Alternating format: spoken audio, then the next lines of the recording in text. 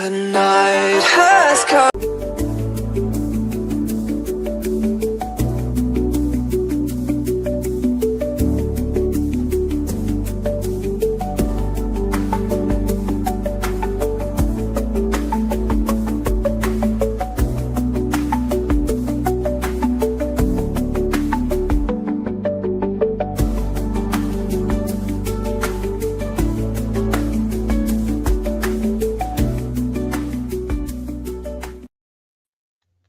Hello, everyone. Welcome to the Light Gate.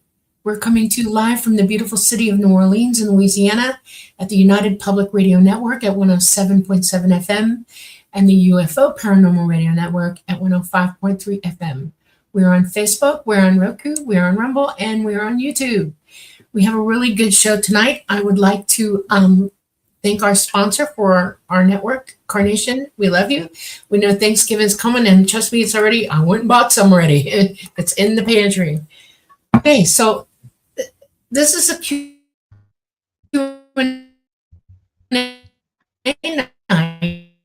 and Preston gets to do his to you. You glitched up a little bit there, but I think I got it. Because I'm laughing. Okay, all right. All right. Well, Okay. Thank you, Dolly. Thank you, everyone, for joining us tonight. We have a very special guest today because it is you, the audience. It's open mic night. So very excited. We love doing this once every couple of months. It's pretty rare. So this is a treat for sure. It's episode 131 of The Light Gate. Welcome. We're very excited. Let's see. I am your host, Preston Dennett, and my lovely co-host is Dolly Safran. And do have a few announcements to make. I would like to let everyone know that we are doing a book giveaway tonight. 3 books that will start at the halfway through the show at the top of the hour. And I will announce the details then, but I will let you know which book we're giving away, which is UFOs over New York. Some of you may know that I've done a whole series on various states, about 7 of them, I think, 6 or 7, including California, New York, let's see, Arizona, Nevada, Colorado, and New Mexico. So we'll be giving away one of these. And if you want to choose another state, that's fine too.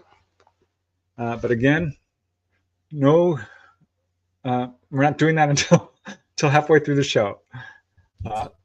So what else? Oh yeah, I also wanted to let everyone know that I have started putting captions in all different languages on my YouTube channel and on the Light Gate. It's a tremendous amount of work. I'm only about 10% through. I've gotten about 30 or 40 videos with captions in every language you have probably ever heard of, from Turkish to Hungarian to Urdu to French, German, English, Spanish, Arab, you name it, Uzbekistan. Yeah. Yeah, so that's a lot of work, but it's also a lot of fun, and I'm starting to see a response from that because I think it's important that everyone all over the world has access to this kind of information. I also want to show you something else. I'm going to pop this into the show notes here because someone very friendly, Brian, did some really hard work and put all my YouTube episodes on a link where you can go to and get all of them access to. And I'm posting the link. It's just spinning and spinning there. Oh, there it is. So check that out if you want to, have easier access to my YouTube episodes. That's one way to do it. All right, so we're going to get started with our Q&A. But before I do, let me just say a quick hello to all you folks in chat. We love you very much.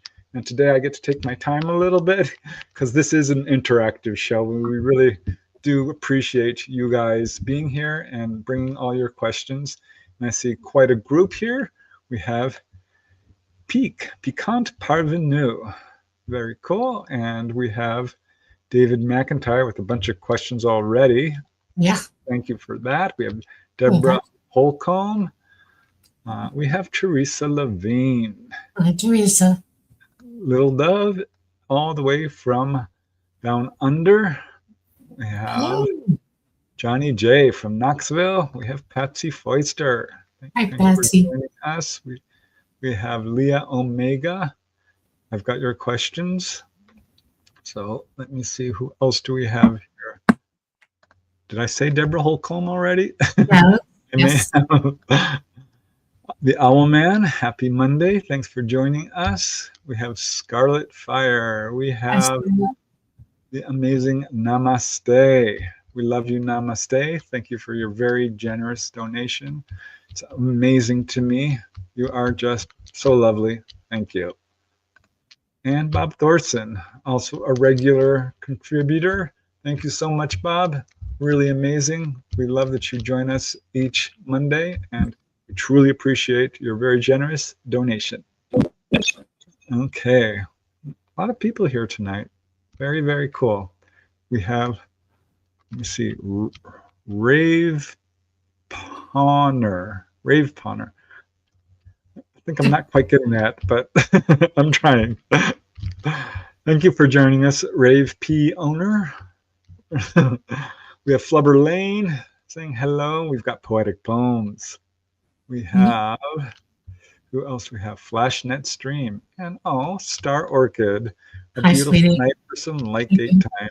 Thank you, Star Orchid. You guys help us so much. We have Dunsel. We have Flea Market Gold. We have, that's us. I was going to say.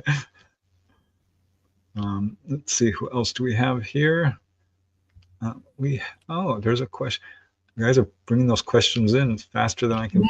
I know Louise's in here somewhere. I saw her earlier. Hi, Louise. Have Sophia. Hi, Sophia. I'm starring your questions, guys, because you are getting ahead of me. We've got Cliff Olinger. Hello. I'm so glad to see all these questions, guys. Thanks so much. And Gizmo, keep up life. Gizmo. Thank you. Gizmo. Thank you. Very, very nice of you. And Becky Sloan, I made it. Yay. Very, very cool. I'm glad you could make it. We have Punk Ass 64. I hope all are well. I'm doing well. Hope you are too. Okay, I think that is all the folks I can catch. If I missed you, I'm so sorry. You know I love you anyway. And let's see. Let's just tell you a little bit about ourselves for those of you who are new to our show. Last week, our guest, I do want to mention that, Ben Davidson. Amazing guy. He shared a lot of information. We had record numbers. We're almost hitting 900,000 in viewers.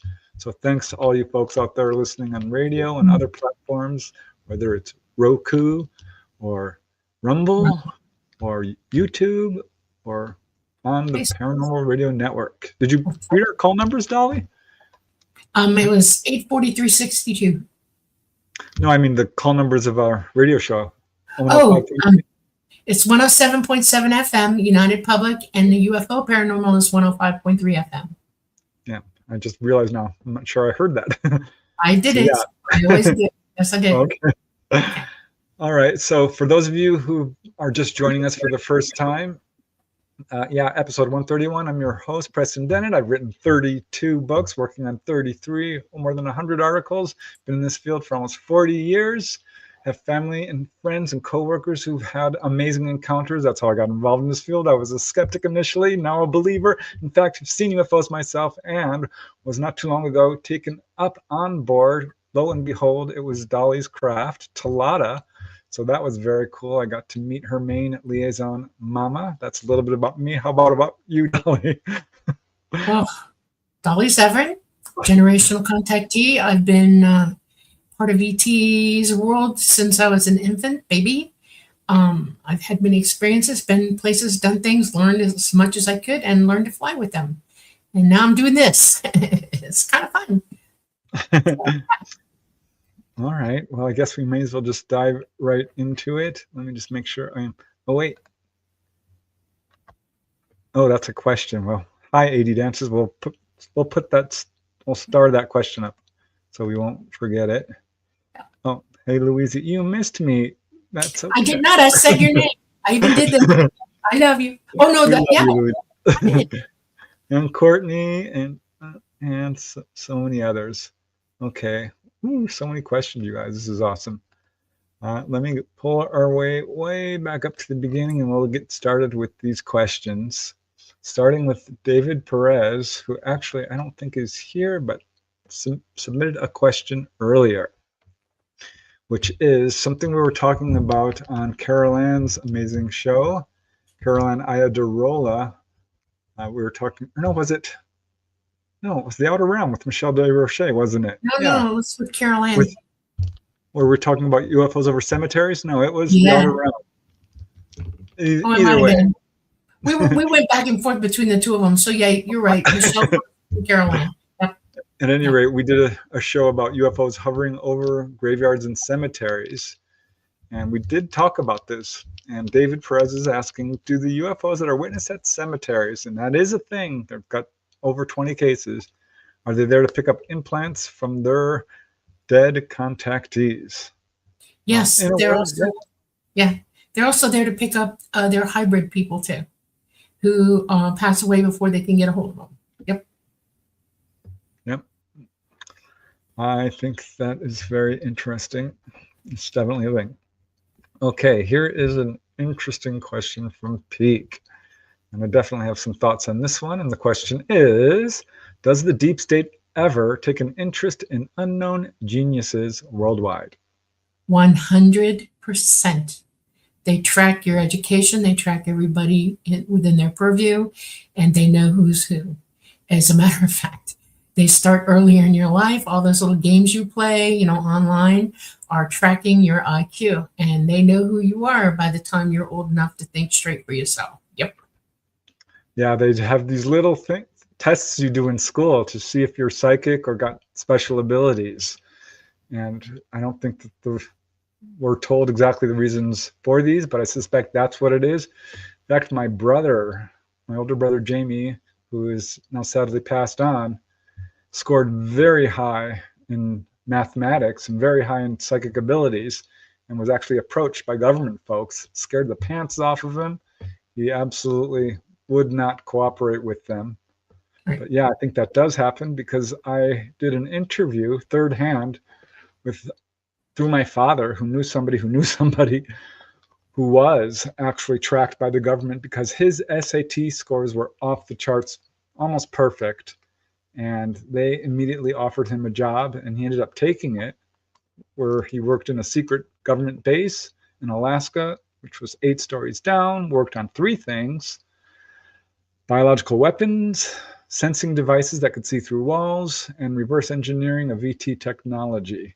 He ended up leaving because they basically interrogated him in depth using sodium pentothal and hypnosis every single week.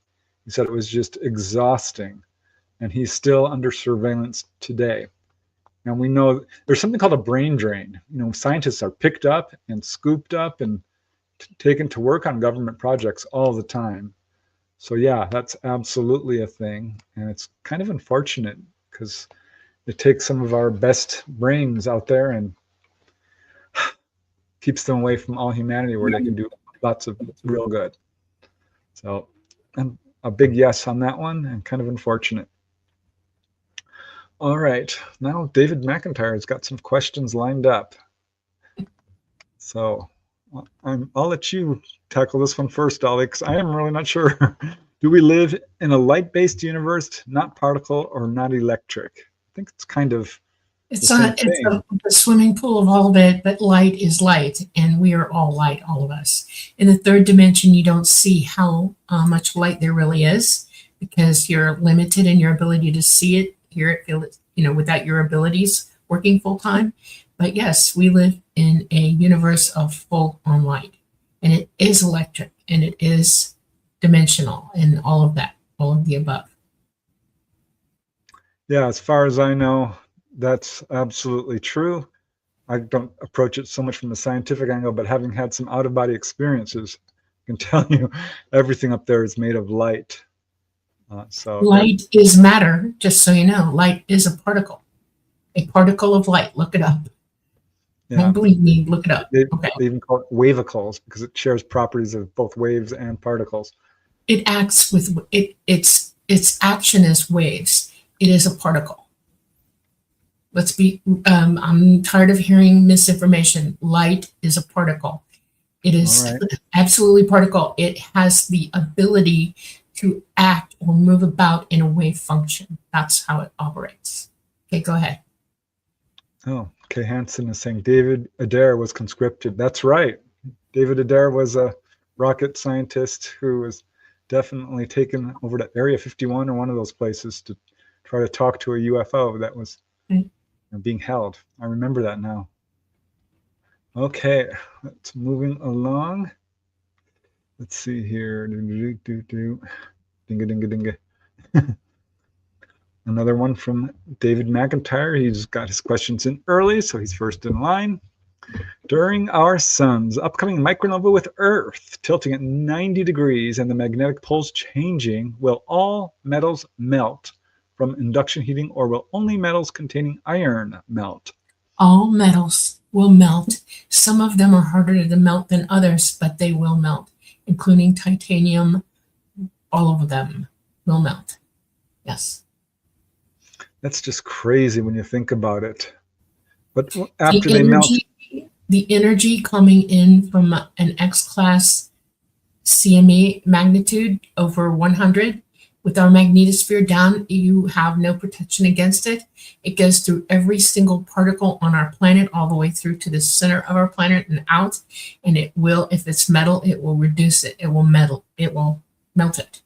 If you have metal in your body, you need to think about what it means to protect yourself during that, which means to go underground, and you need a plastic lined and rubber lined place, and I'd put 26-inch wood down and surround yourself with it, cover it, put at least 4 feet above your head, and make sure that your own body is healthy enough to take it.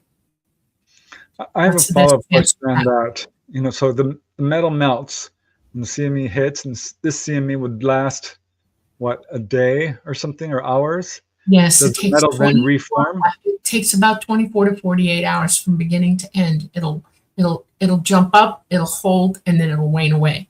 And yeah, you have to be underground for that. So all the metal will then reform, though. Then it'll puddle, it'll pool, and it'll recongeal. Yeah, reharden. But you don't know how bad it's going to melt down into the earth. It's like it'll turn into lava under you. Okay, well, can you imagine it's going to go down through the rocks. Some of these metal buildings? That's going to be intense. Okay, here's another question from David McIntyre. This is on the same lines of the CME. He's asking, to better our survival odds, I'll read it, Dolly. Should we be studying how to live without electricity like the Amish people?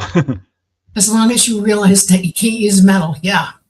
It's more like Stone Age living. You need to learn how to live like a Stone Age man.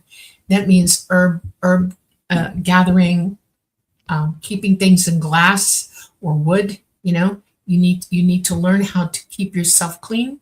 You need to learn how to eat properly and have a place that you can cook and start fires. Remember, you're starting fires without flints at that point. There's a lot to learn. There's a whole lot. It's all over the internet. You can get books galore on how to do this. Just go on Amazon and put in the keywords, and boop, boop, boop, all these books will show up. The Amish have a lot of good ways, but they require metal to do a lot of the things that they do. So I wouldn't really think about going that way. You need to think like a Stone Age person. Well, they're definitely a leg up on most of us, for sure. They understand more about herbology and what foods will last and how to render things and do things like that. So for cooking and eating and food gathering, yes. But preserving and building infrastructure, no. They don't go back to the Stone Age. They require metal. We have the Iron Age, the Bronze Age. That goes way, way, way back. So in this iteration, in this iteration, it goes way back. Yeah. Was glass invented before metal? Yeah, in a way, the Egyptians invented it. Sort of. They had a glass product. They understood the beginnings of how to get to it, and then they realized that they needed to heat the sand, the silica, and develop furnace. And there were ceramics also, which go way, way, way back. Yeah, that was first. Yeah. So there's definitely ways to prosper in that environment. But But you need a heat source and you need something to contain the heat while you fire a ceramic, which means building almost like an adobe hut shell thing, and putting all in there and seal it up and then light it up and let it fire. It's very, very, very complicated. There's ways to do it, and it is in books. You can get them on Amazon. I'm not kidding. Just look it up. Go to the library and look it up. It's there. All right. Well, I'm going to skip ahead a few of these questions because they're right along these lines. And this is one I asked you, Dolly. What if I just stored all my metal tools in sand molds, and when it melts, it would just harden again into the tool?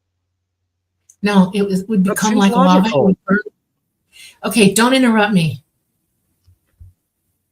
It would melt the sand and the rock underneath it. It would go down 20 feet deep into the earth and just dissipate through the sediment layers that you're at. It would be so hot, it would turn into lava and go down into the earth. There's no mold that can hold it. None. Yikes. All right. Yeah. It's serious stuff. All right. Well, I guess it's better to know than not know. I want you to think about what a volcano does. Okay, you know how hot a volcano is. That metal's going to heat up to volcano heat, to the same almost temperatures. Where does volcano go? It spreads out, it slides around, it doesn't form into anything. It goes right through the sedimentary rock, and whatever it's spewing up stays on top of it, and it burns down into. It is not going to survive anything you do. The only way you can possibly help your tools is to Faraday them with plastic and rubber and bury them deep, and then you still might not be able to do it, because it would take very, very thick rubber, like this thick, with plastic surrounding it, with no seams in it, no way for that energy to get in with it, and it might sluice around it. But that's, if you're going to take the risk, go for it. Build it. If you build it, it might protect you. But in every iteration in our geologic record, nobody's managed to do it. So good luck. All right. And also skipping ahead to kind of continue this theme, a question from Melanie Davis. What will happen to the nuclear reactors and weapons when the coronal mass ejection / polar shift occurs? Won't be pretty. Ammo and munitions will blow up. Okay. A nuclear power plant, if the rod is fully engaged, it is going to melt down, but it's going to happen so fast it might burn through the rod so completely that there's no chain reaction occurring. In other words, it might be so fast that there's no chance for it to trigger a nuclear explosion. But some nuclear reactors are less than others, and you might actually see a few of them pop off in a nuclear explosion. Okay. All right. Continuing. Will we have any time to get underground? Is there any warning of this thing coming? Yeah, there's a warning. There's a couple of ways this is going to happen. It's either going to be very fast, within 8 minutes, okay, or it's going to be a day to 2 days. It just depends on how powerful it is, whether it's absolutely earth-facing, whether there's a coronal hole pushing it faster. They all have their own speeds according to the physics of what the sun's doing at the time. So you will have anywhere from 2 hours to 48 hours before it hits, okay? This is the coronal mass ejection, okay? That's the one you need to worry about. Now, there'll be warnings that you get on your equipment. If you have a telephone and your GPS suddenly goes, gone, that's your cue. Go. Don't think, don't ask questions, go. If your phone suddenly goes dead, you got no GPS, all your electronics in the house are popping off and dying, and you can't get a TV signal, here's your sign, get underground right now. That's all you can do at that point. That's your sign. Make sure that whatever underground you build has all of your survival food in it, and water and sleeping and all of that. You don't leave that in your house. You put it underground. You work very hard to get it all done quickly. Okay. It's going to be exciting times. Yeah. Okay, I'm going back to the top. So I know there's other people asking questions, but I do want to go in order. That's fair enough. So David McIntyre has another question, and this is an interesting one. Can intention, firmly held by thousands of Earth-dwelling humans, prevent the upcoming galactic calamity? In other words, can we change the will of spirit? I'd like to go first on this one, Dolly, if I may. In a word, I'm going to say no, but it is known that there's been some studies on this, that prayer and intentional thought can have an effect on certain things. But in terms of like trying to stop a volcano from erupting, or a wave coming in on the beach, a tsunami, there's certain things that no, this is going to happen. So I would say that it's kind of a trick question, because there are some things you can have an effect on.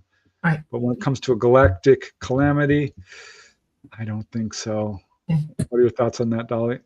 Well, I think he's referring back to what Ben and I talked about, and because I had asked him a question about why the CMEs are mostly on the limbs or behind the sun right now, the really bad ones. And he has a spiritual answer for that. And he didn't say it's positively. He just mentioned in passing that it was interesting to think about. That might be one of the reasons. My education has taught me unequivocally that's a no. We are on an astronomical path, and our planets are all revolving around one another, in a beautiful dance around our sun as we spiral through our galaxy in the era of time in our third dimension. We're lucky right now. For some reason, we are not in a position for the sun to nail us yet. But as we're going around and we're spinning around, that day is coming. It is only a matter of time. It will happen. And then all bets are off. We will experience that CME. It's like playing Russian roulette with your thinking. It is going to happen. You have to put it in your head. This is going to come. I know that we're a little bit overdue for it, which we are, but our sun is in maximum. Our poles are changing very rapidly now. They're going faster and faster. Our cohesion of our magnetosphere is dropping every day. And the sun has shown signs that it's getting ready to launch. If you're an astronomer, you could probably plot out when it might happen, because they already know when we're going to be in that facing position with the sun on the backside of it. Because see, we're going around the sun. Think about it. We think of it as Earth facing. Not really. It's us facing the sun around this way. So we're sun facing in a direction right now that seems to not be killing us, but we're going around the sun. So, hey, it's coming. And that's for sure. It's going to happen. Well, lots of people are asking, when is this happening? When? I wish I was, if I was y'all mind, if I was, God, I would hopefully be able to tell you, but I'm not. All I am is like you. I can make educated guesses. I know scientifically that things are what they are, and that we are walking on borrowed time right now. And we have been given more than ample opportunity to figure this out, that it is coming, to be ready. I do want to address Starseed's comment. This is just very fear-based. It's scary, but it's definitely to your benefit to have knowledge as opposed to living in ignorance. We chose to come here, and one of the reasons we come here is to overcome fear, to gain experience, learn wisdom and love. And really, if you can move beyond fear, absolutely, this will benefit you in so many ways of your life.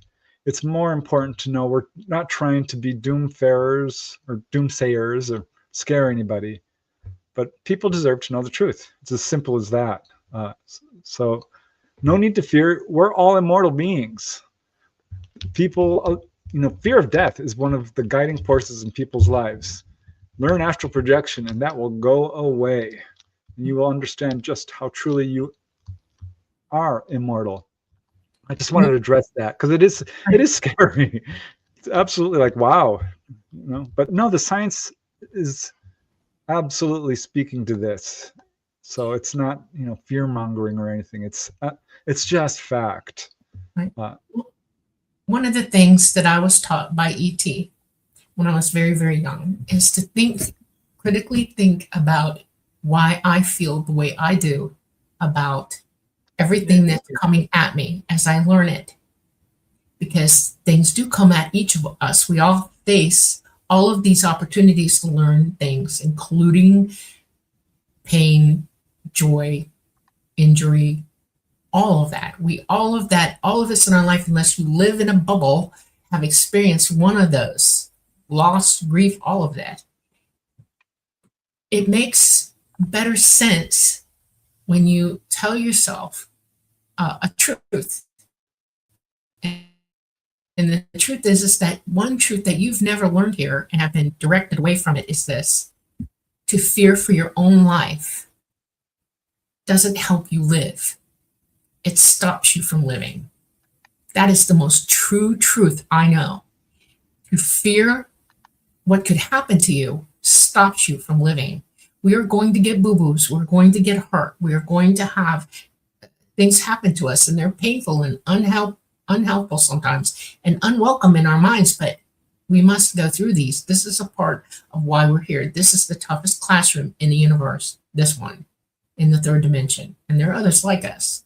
And we have to understand that it is better to live without fearing what could happen to you than to be in fear and not live at all. Because it stops you from doing wonderful things. You have an entire universe of knowledge out there to accomplish while you're here, to learn all that is learnable and to be enjoy while you're doing it. It's a happy prospect to live well. Think about that. All right, go ahead. All right. Moving along. Keep the questions coming, guys. We're getting through them. All right. This one is for you specifically, Dolly, from Deborah Holcomb. Dolly, have you ever had a tiny, super bright light appear through a cloudy area and gently move around 2 feet in front of you in a script-like fashion? This happened during a session probably the other day or something. Yeah. Like an orb, I guess. Yeah, I know what she's talking about. Once, and it wasn't outside at all, and it wasn't, no clouds or anything like that. It was in the house, and my mother woke me up, and it's after my father passed away, and she said, "Look in that room." And I said, "What?" And she said, "Just look in that room." And I did, and there was a bunch of yellow pen lights going on in the room, and they were tracing the walls. Okay. And I thought, what the heck? And so I went in the room, and they instantly zeroed me, and they were all over me. And I thought, well, this is interesting. I'm going to go find out where this is coming from. So I walked out the front door and stood in the middle of the yard and looked up, looking for where it was coming from, because it had to come from somewhere. You have to be logical, right? And I didn't see anything, but then they stopped. They went out. And I thought, what are you doing? I don't even know who this was or why. It could have been the government. It could have been ET. I have no clue. There are so many things that go on in our lives that we have no way to know what they are or why, because they're not talking to us. What I can do, and you should try to do, is I question it. And I sent a message to ET looking for answers, and I got it. And it was the government. ET will answer you if you contact them consciously, psychically. Say, I just experienced something this week, and I really want an answer about it. And, be very specific about what you say in the question, and then be very, very ready to receive an answer and see what happens. Give it a try. Nothing is unknowable to you.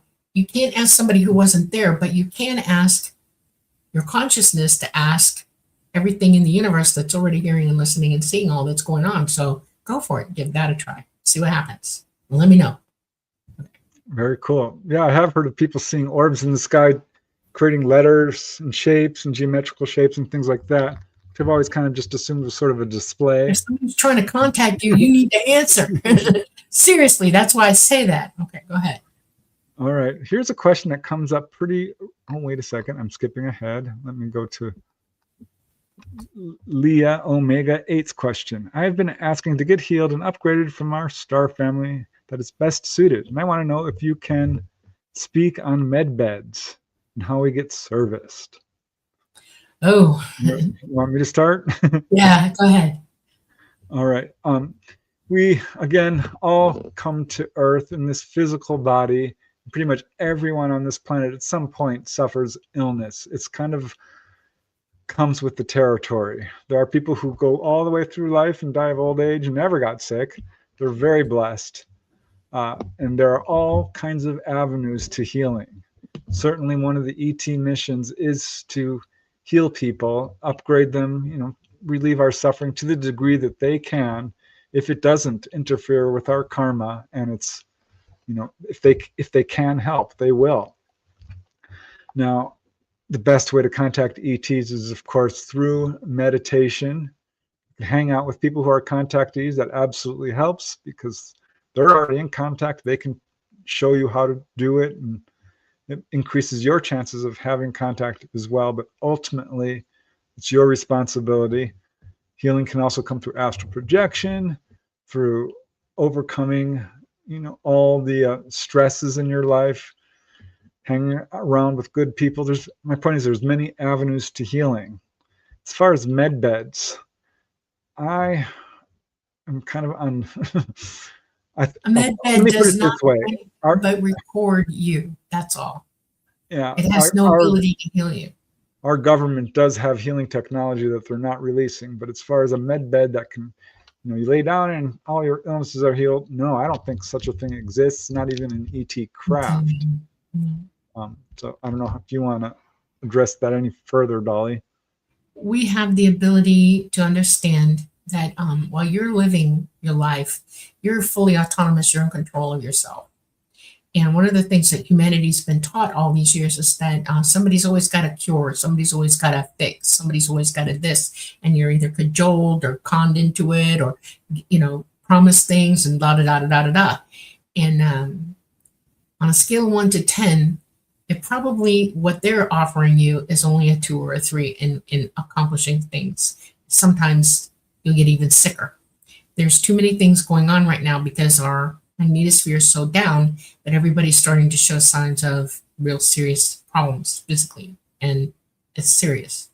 But you have the ability yourself to help heal yourself, or at least figure out why it's happening to you, and then act from there. Everything is a teaching point for us here, and even I have things that I have to learn from here as far as physicality goes, and it's not easy. And I'm going to go ahead and tell you one of them so you understand. I was poisoned in my 40s, and it caused both my kidneys to fail. After they started to fail, and they kept them from totally crashing, but I only had 38% left. ET could not touch it. This was an act of a person here for a lesson for me to learn. It was karma. So I had to take care of myself. I had to will myself to do the best I could to live within the parameters of what was happening to me.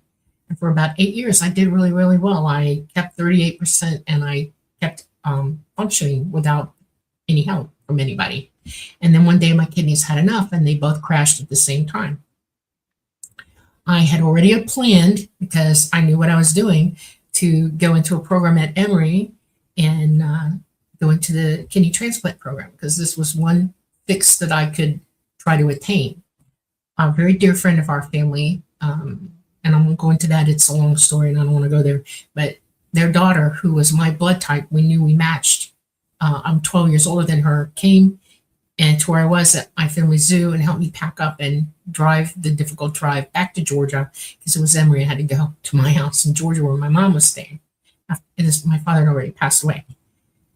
So when I got there, she bloody told me, I'm giving you a kidney. And I thought, well, let's see what happens. After 1 year, she did match. We matched 97.4% unrelated. And she gave me a live kidney transplant after me being a year on dialysis, which was really, really difficult. I learned a lot from it. I experienced life in a way that I didn't think I would. And every moment of it, trust me, a lot of it was unpleasant, taught me things that I would never have learned in this lifetime. So I consider myself lucky that I was able to go through that. And I'm speaking to you today, over 9 years later. And I'm functioning and able to do what I need to do. One of the lessons that I learned is that I am more than the sum total of the parts of this body, that I am in control of it, that I can will it to do what I need it to do. That's a huge lesson. And a lot of people don't go there in their minds because somebody's here is always telling them that you can be, healed or whatever. And I don't want y'all to think that ET is going to rescue you, because this is a lesson that we all need to learn. And they know that. And that's ultimately, it makes you stronger and you learn something. Everything has a silver lining. It's important to really look for, why this is happening to me and what can I learn from this. Right. And trust me, I've lived in joy ever since. It's no big deal, really. So Louise says, I want to share my happiness. I have a grandson. Oh my gosh. Congratulations, Grandma! Yay! Very cool. Awesome. Okay. Congratulations, Louise. That's very cool. Well, it's always nice to share some happiness. Okay, let's move to the next question. Okay. Love you, Louise. Okay, I love this question. I love this question from Johnny J2B. Do the different colored lights on the UFO mean different operating systems? For instance, like automobiles, a diesel, gasoline, electric. What's up with the colored lights, Dolly? People ask this all the time. It has to do with the frequencies that the light produces. And it is why are UFOs why do they have colored lights? Why? It's a language. They speak a certain language and they can use the light language. And they can communicate with each other while we're flying at distance. I can see one, at about a mile away, and I can see its lights. And even though we're in constant contact with one another psychically, sometimes when there's 1,000 of us, it's the light technology that helps us coordinate how far away we are from each other, what angle we're flying in, what we're doing. It's a code, a language code that we use. So that's why you're seeing the lights. And they have a tendency to want to talk to you in colors too. And some people get it. Some people hear the music from the colors as well, if you're psychic enough to hear them, because they're transmitting on all levels. And that's what that is. Frequency color is a frequency language. Yeah, I think sometimes they are absolutely flashing these lights for you, so you can see them. Yeah. I mean, there's no doubt in my mind that because they don't have to. This is not. Are any of them like sensing devices or anything like that? No. Because that's another theory that people. No. It's pure speculation. Psychic ability is intensely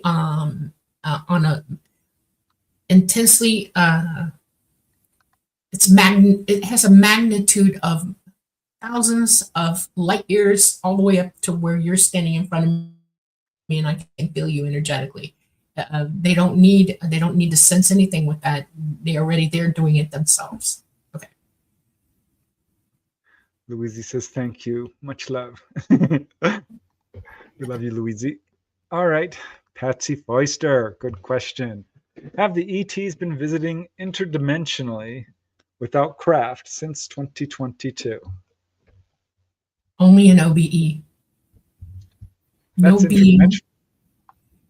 That's what I mean. It is, but not physically dimensionally. In other words, they're not taking their physical body without a craft to get here at all, ever. Okay? They need that craft to get here. But they can visit you psychically and they can remote view you. They can OBE to you. That is interdimensional, yes, but not physically at all. No, they do not physically transport themselves across the universe. They have to have protection. In the third dimension, when you're a physical being in the third dimension, everything is dangerous and you could die. So no, but dimensionally, psychically, yes. Yeah, in fact, we are in touch interdimensionally with the entire universe. So basically anybody and anything can visit interdimensionally. Right. We're all super, super connected that way. Yes. Which is so cool when you think about it. Yeah. Okay.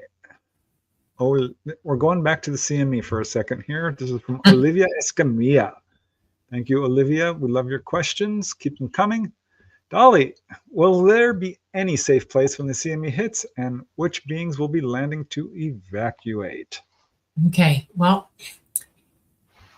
ET cannot evacuate during this event. They can't be here for this event at all, and they are not here because this event's about to happen. They have to wait for the pole change. So after the CME happens, the poles are still going to be trying to go back to their new positions. And that'll take a little while. It's probably in the 2040s when that'll happen. So we're looking at an imminent CME, and you have to survive into the 2040s, no kidding, until they can come back. Then we have to worry about between that event and a micronova happening, because as we're going through a galactic electromagnetic force, our sun is collecting all kinds of dust and junk, everything, and it's going to blow it off.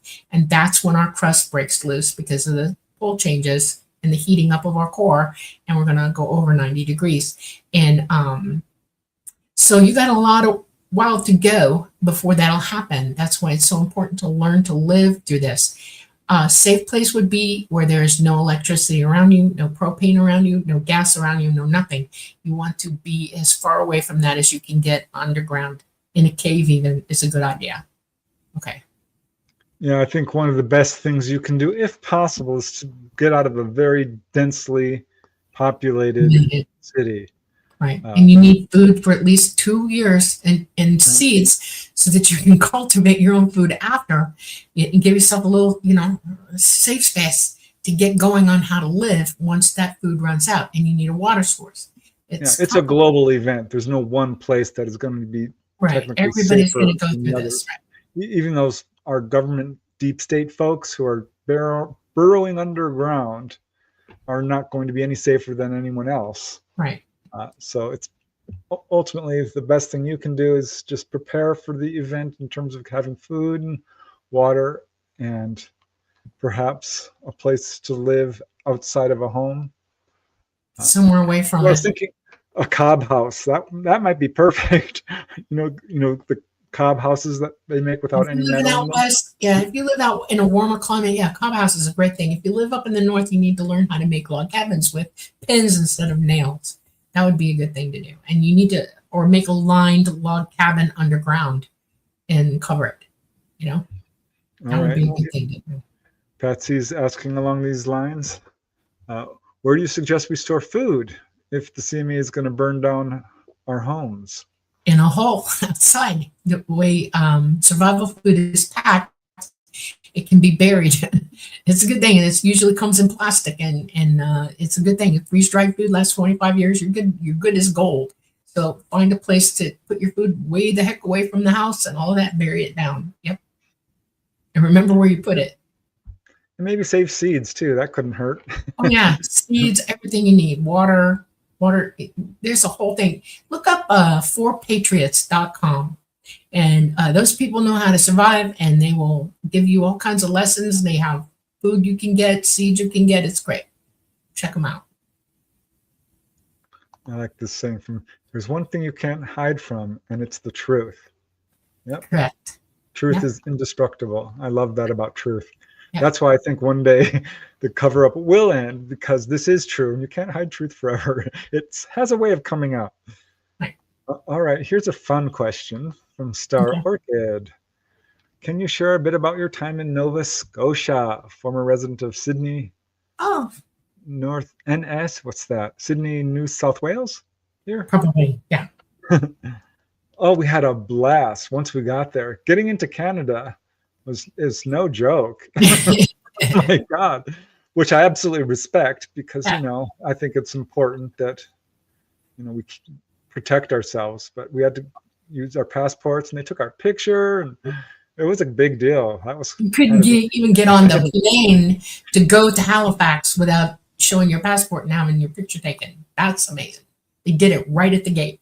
And when we got there, we had a big computer setup thing, and you had to answer all these questions, and then you had to take your little ticket and go see this guy who asked you questions again and eyeballed you. Why are you here? 3 times. I'm not kidding you. It's crazy. Yeah. Once we got there, it took us two flights there, I think, and 3 flights back. Yeah. It was kind of an ordeal, and then we had to drive 3 hours. But once we got there, it was being held at this it's a beautiful town. Oh gosh, yes. The Shag Harbor area. Our driver drove us around and showed us everything. And I want to tell you something. In Halifax, where we stayed at the hotel there, it was the airport hotel.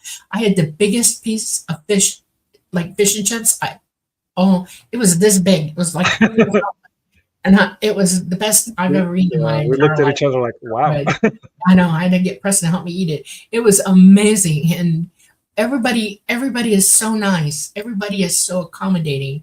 Everybody is they just love to show you all kinds of cool stuff, and it's beautiful. They're beautiful. They have historical places that are just astounding, and people really look like they're living in a very, very pleasant, beautiful way there. It's great. Yeah. And we got to meet Chris Stiles, who's been on the show, and he's the Shag Harbor expert. Mark D'Antonio, who's also been on. We had all the guests on the show, by the way. It was really fun to meet them face to face. They were all a delight. They all had really interesting presentations. I think Chris Stiles was one of my favorite. Mark D'Antonio, he's a pretty knowledgeable guy He's too. he's But funny. Yeah. The boy's sharp. we Yes. had a blast. It was Yes. all kinds of fun. There was probably 70 or 100 people there. It's a Yeah. cozy little conference, but Right. gosh, One of they the treated people us that was nice. there was Tony. I always have a hard time saying his name.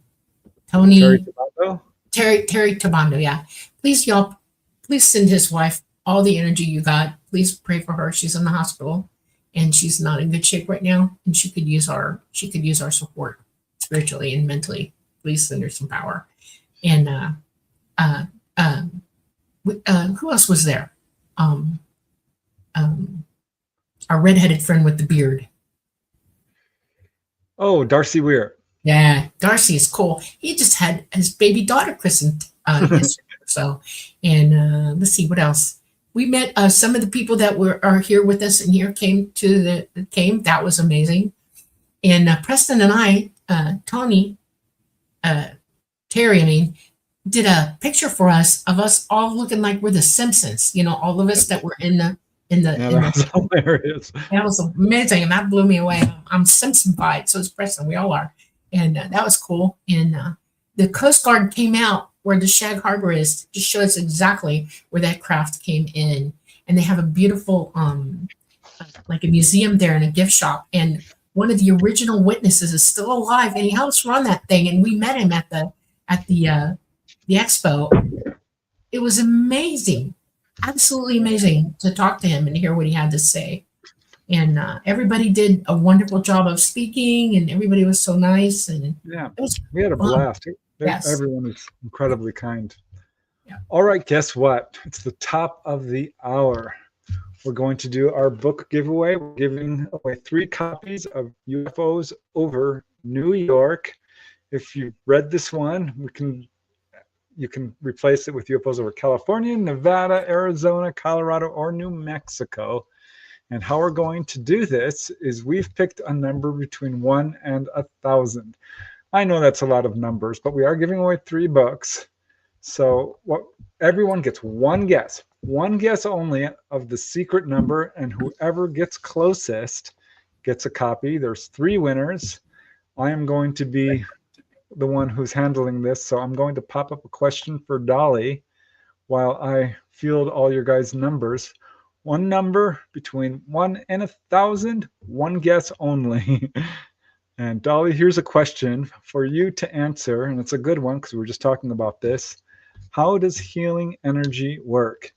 And I've got 30 people who've popped in their numbers, so I'm going to be busy here for a second. Energy healing is there are different kinds of energy healing. Some of it is heat, some of it is sound, some of it is psychic, and some of it is light. And it just depends. We know that frequencies affect us physically. We know that, hold on, I'm so sorry. I'm going to fix something real quick. It came up.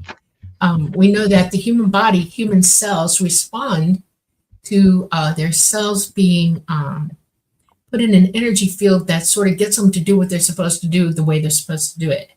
Even our DNA responds to this. And so medically here, they've learned that they can use heat therapy to help bones heal quicker. And ice as well. They go back and forth with the heat and the ice when you've broken a bone and you have surgery on your bones. They also know that certain types of heat and cool therapy are good for arthritis and things like that. So different arthritises. We know that if a person can stand to have the ice on them, they can take 20 minutes, and the numbing that occurs helps you heal faster. We know that there are certain things like Novocaine that have a profound effect on our healing process when we're injured. One of them is right after surgery, they will hang a bulb of Novocaine on you near the site to keep it constantly numb. And that gives your body a chance to recoup very, very quickly because pain slows healing down. And if you're in a ton of pain, that is a problem. Well, funny thing,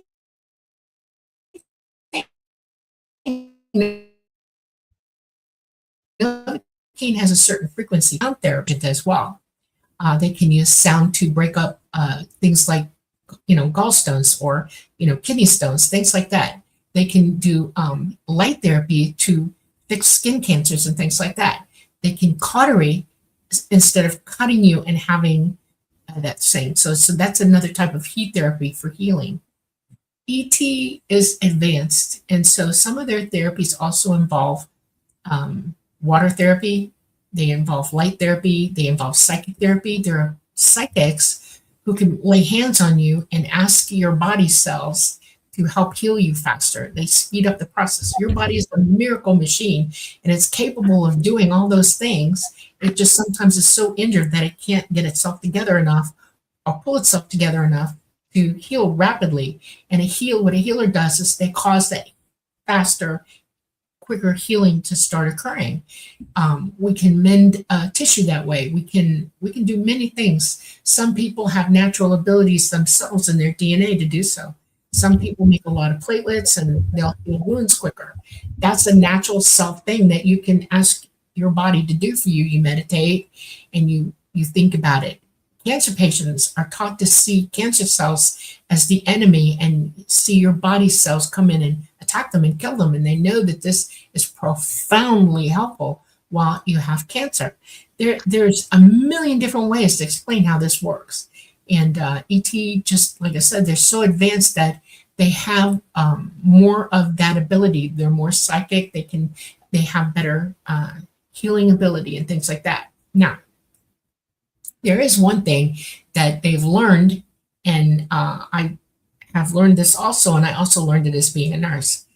Everybody has an entrance date and an exit date, and your body is going to do what it's going to do naturally, okay? Your body knows when it's time for you to get off the planet, okay? Once you incur something that is rapidly going to send you to that point of your existence, there's really not a whole lot you can do for somebody except keep them comfortable. And there's healing processes for that too, to keep you out of pain, to keep you alert, to help you understand what's happening to you, that kind of thing. And then there's karma. Some healing doesn't occur because karma is overriding it, because somewhere down deep in you, you're overriding it. Your karma affects how you heal. You can either accept it or deny it. You can either heal yourself and work through the karma while you're here or not. And that's a really huge point to make to everybody. When we're told that something is not operable, or something is not curable, or something is not, it's happening whether you like it or not. There's nothing we can do for you anymore. It's still up to you whether you can work through that or not, and how you want to deal with it. That's your autonomy. That's your reason for understanding and becoming very good at doing what you need to do for you. And that's why they want us to learn to use our abilities. That's why they want us to become as psychic as we can, because that understanding alone magnifies your ability to do just those things. And I wish there was I know that the Buddhist monks know this. They have techniques for this. You should study Buddhism. You should study what they say about healing and self-healing and self-actualization, okay? There are other, Shiva, that religion, it teaches the same precepts of that. They have actual things that they can do for that. We ourselves are capable of learning these things, but you have to begin by understanding that it's you're dealing with, and to learn to focus yourself through this and learn to understand it very rapidly. And you can do it. Nobody can do it for you. You have to learn it yourself. The resources that I can tell you is learn transcendental meditation. Talk to Preston about what it means to meditate and to transcend into OBE. Find masters, people who can tell you point blank exactly how this operates in your life and what you can do to become this for yourselves, and see what you can do for yourselves. We are greatly interesting and powerful beings, and I hope y'all wake up to that fact. Okay, are we ready? Yeah, I would, yeah. Looks like we have 3 people so far, but yeah, we're doing a book giveaway. If you haven't heard, I put it in the notes. We will be announcing the winners before the show ends. a secret number between 1 and 1,000, one guess only, and you can win this book or any of the other books about UFOs over. So yeah, guesses are still being accepted, one guess only. I would like to just say a quick word about healing. This is something ETs do teach many people. In fact, it comes up regularly with contactees who start becoming very interested in alternative healing, whether it's herbalism or hands-on healing or using astral projection. I've had astral projection experiences where I'm basically guided to heal people. And I don't know what I'm doing, but apparently, we have this ability, all of us. And going out of body, there's been a few times where I just kind of set the intention to go to a healing temple. There are healing centers on the other side. And many of us who have real difficulty perhaps in our lives will be taken there afterwards to heal from the trauma we went through in life. So healing is absolutely something anybody can do. And ETs are trying so hard to wake us up to that fact. And it can be done at a distance as well. Hands-on seems to be more effective, but some people are really good at it. It's amazing. All right. Let's see. Ooh, looks like we got another guess here. Let me pop up the next question because I still have to I have to pay attention to all your guys' guesses here. Let's see here. This is a good one that probably you can answer better than me, Dolly. Okay. Why don't UFOs melt when they go over and in volcanoes? Because they're interdimensional. They're outside of our time space. They are not here. You can see them, but they're not here. They also have a field around them that's pretty mighty. That was easy. They're not in our time space. They're outside of it. That's all you got? All right. They're very advanced. Okay, hold on. They don't do it for long, I guarantee you that. Okay. Let me see. How does energy healing work? We just did that one. Okay, this one I can talk about too. Yay. Are OBEs real? What proof is there? And is it safe? First of all, thanks for the donation. We truly appreciate it. Yes, OBEs are real. Absolutely. It's a natural human talent. It's in every culture. It goes back thousands of years, written accounts. There is proof.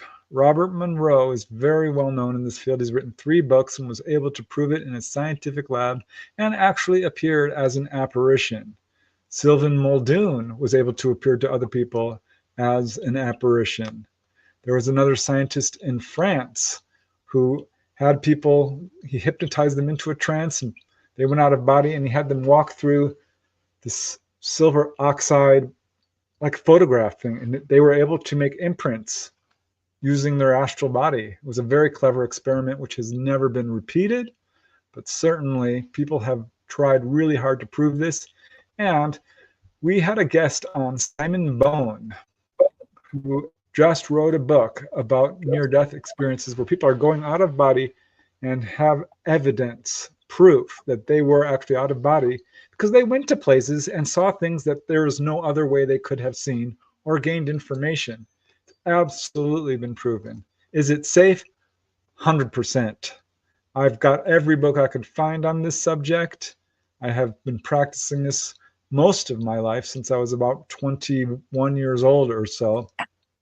Not only is it safe, I've got 20 or 30 cases of people being healed. It has numerous beneficial effects. There is no danger of being locked out of your body, possessed, going too far out, getting lost. That is all hyped up fear mongering. This is a natural human ability that we do every single night. I cannot stress this enough. It will change your life for the better if you can learn how to do this, because you already are. It's really just a matter of remembering. Very, very passionate about this subject. Dolly came over to my house as an apparition after I did it to her. So she proved it to me and I proved it to her. I've tried to do it with other members of my family and friends and they didn't see me. was really frustrating.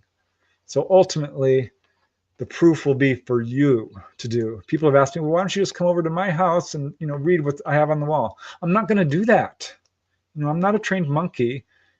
This might not, it might prove it to you, probably won't. The only way to prove it is to do it yourself, and you can do it.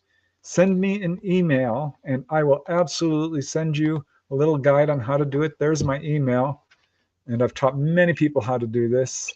So that's all I got to say, Dolly. What do you say? Absolutely. It is personal. You have to learn to do this for yourself. You are consciousness itself. Your physical mind and your consciousness need to be able to hear each other.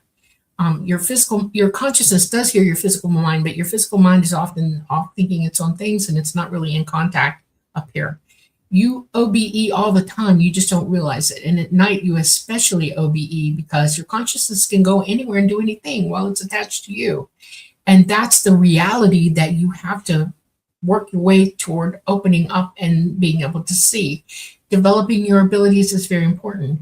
There's a few things that I would add to what Preston said, and they're just simple things. Clean up your body, get the toxins out of it, and stop using fluoride because it messes with your pineal gland. You don't want that, okay? Turn your bloody Wi-Fi off at night. Faraday your phones. Go into radio silence when you're practicing meditation and stuff like that. Because everything around you, all the energy around you is annoyingly driving you crazy. You just don't know it. Your physical mind is under attack by it. And those are the other things. And I have to work at it. It's not something you do one day. You have to keep going until you get it. But Oh, all right. Next question is from Bob Thorson. Is there any scientific basis for the idea that intelligent life could exist on planets that occupy a different dimensional phase? I'm so glad you asked this, Bob, because I hear this. Did you get that, Dolly? Is there any scientific basis for the idea that intelligent life could exist on planets that occupy a different dimensional phase, preventing us from observing them with current physics? There is no chance you're going to see an interdimensional being outside the third dimension with the abilities that we have now. We can't perceive it. Most physicists losing their minds. They're still trying to prove that dimensions are real. If you talk to a physicist, they will look you dead in the face and explain that to you point blank. I cannot theorize it, but I cannot prove it. The only proof you're going to get about dimensional space is to understand that you're already an interdimensional being. Your consciousness is not living permanently in the third dimension. When you leave your body, you go back out into dimensional space and indwell with everybody else in source. These aren't complicated things. If you overthink them, you're doing yourself a terrible disservice. All dimensions, and there are 12 of them, are all on top of another. You are living in dimensional space. You're perceiving the third dimension, but the 1, 2 below you and the 4, 5, 6, 7, 8, 9, 10, 11, 12 are right in the same space with you. But you have to use your abilities to perceive them. When you do, you will start seeing it. That's why some people see ghosts. That's why some people see ETs when others don't. That's why some people are intuitive to the point that they can hear you thinking, they're mediums, things like that. These are all abilities that are pulling you out of the physical realm into interdimensional space with coherence. Psychic ability is psychic centric. In other words, you're already hearing it. You've turned the volume down so low you can't really perceive it anymore. You need to turn the volume up on it and it'll show up. Yeah, we're already living. We ourselves are part of the other dimensions. So it's a matter of gaining wisdom and ability because you're essentially already there. But here's, I think, one of the things he's asking here is like, say, Venus. There's not a civilization on Venus living in another higher dimension. No life exists on Venus. There's no interdimensional being living there. They wouldn't. There's nothing there to propagate life of any kind. We're all attached to one another. We're all we're all one together, and so Life we is all where life exist is. together as we are one. Okay, so Venus, no, there's no life there. It's not happening. Okay, there's different places in the universe where life is occurring, and we're all together in that, even through space and time. We just see it as a long way in the third dimension, but we're really all together. Yeah, I just want to underline here, for those of you who don't know Dolly, she has had a lifetime of experiences with ETs. We're writing Symmetry 2, the sequel to Symmetry. And we're going to dive deep on dimensions and this exact subject, because it is, in some ways very simple, but in other ways, I think there's a lot of misunderstandings about it. So it's really interesting to hear what the ETs have to say about this. And I will say that all the things that Dolly tells me, I've heard this from other contactees, largely piecemeal, and perhaps not to the extent that Dolly's able to explain it. But there's a few contactees I've interviewed who have said all of these same things. So it's very, very cool. I can't wait to get that book out. I've always wondered where Talata resides dimensionally in relationship to where I'm residing. Okay, because I'm in the third dimension. Okay, he is a fifth dimensional non-corporeal being, so he's in the fifth dimension. And I said, "Are you in the same galaxy as I am?" And he said, "Yes." And I said, "Are you in proximity to me?" And he said, "Yes, I've actually lived on Earth as a human way back when." And I said, "Well, where are you right now?" And he said, "Good question. That's for you to answer. You find me." And I thought, "Why?" And he said, "Because that lets me know that you've learned enough to get here." And I thought, okay, that's fair, I think. And I've come to a couple of conclusions about where he's actually residing around. And one of them is that I have such a connection to him that I think he's in the same dimensional vicinity as I am 24/7. And that's why I hear him so bloody clearly. He's right with me all the time. And I think that might be a choice on his part at this point, but we'll see. I'm not 100% sure yet. I have to find him. That's one of the things that I'm working on. I go out every night looking for him. I'm not kidding. And one of these days, this hide and seek's going to be over, and I'm going to nail it. So I tried to find him out of body, and I think I did. I was chasing colored lights around, so but he would not let me catch him. You want to hear an interesting, funny? Michelle DeRoche, our producer on our network, UFO Paranormal Radio Network, and I are fairly decent friends now, and we've gotten to know each other. And she was going through a thing, and she said, Talata told me that he would go and visit her on purpose. And Michelle and I found out that genetically we're related to one another, okay? And I told her about it. I was directed by him to tell her. And she was doing this thing, and it was being filmed by big film crews and everything. And they had audio going on and everything. And she openly asked him, Talata, are you with us? And by God, she said, Talata, are you here? And she said, is it you, Talata? And he said, yes, Talata, I'm here. They got it. They're working on this big, huge film. And she called me and said, we got him. I heard him. And I said, that's very, very cool. And she said, that freaked me out. And because they were looking for something tangible. And I think he gave it to them. I'm still waiting for this film crew to finish their, whatever the production it is. And when it comes out, y'all going to hear about it. Okay.